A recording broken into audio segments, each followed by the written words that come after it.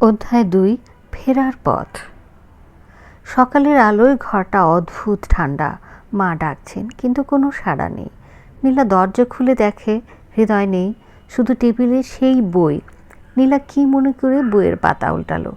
লেখা, তুমি এখন আমার গল্পের অংশ। সে চিৎকার করে অজ্ঞান হয়ে গেল। যখন তার জ্ঞান ফিরল, সে নিজের বিছানায় শুয়ে আছে, তাকে ঘিরে মা এবং আরিফ। সামান্য কিছু খেয়ে নীলা যখন একটু সুস্থ হলো, আরিফ বলল, তোমার সঙ্গে কথা আছে। নীলাও তাই চাইছিল। সমস্ত কথা নীলার মুখে শুনে আরিফ হৃদয়ের ঘরে এলো। তার চোখ টেবিলের উপর একটি খোলা বইয়ের দিকে। মনে মনে কিছু একটা অনুমান করে বইটা হাতে নিল। এমন সময় বইয়ের পাতা থেকে একটা চিরকুট পড়ে গেল।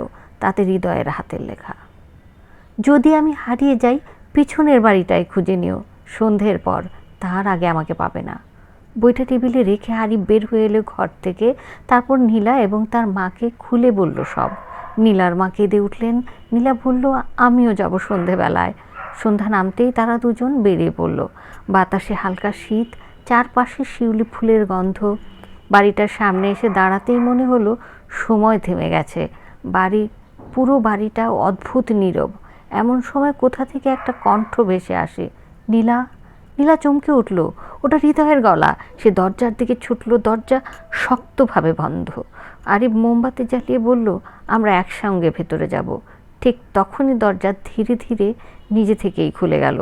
অন্ধকারের ভিতর থেকে মৃদু আলো আর এক ঠান্ডা কণ্ঠ বলল, একজন এসেছিল, এখন এসেছে ২ জন।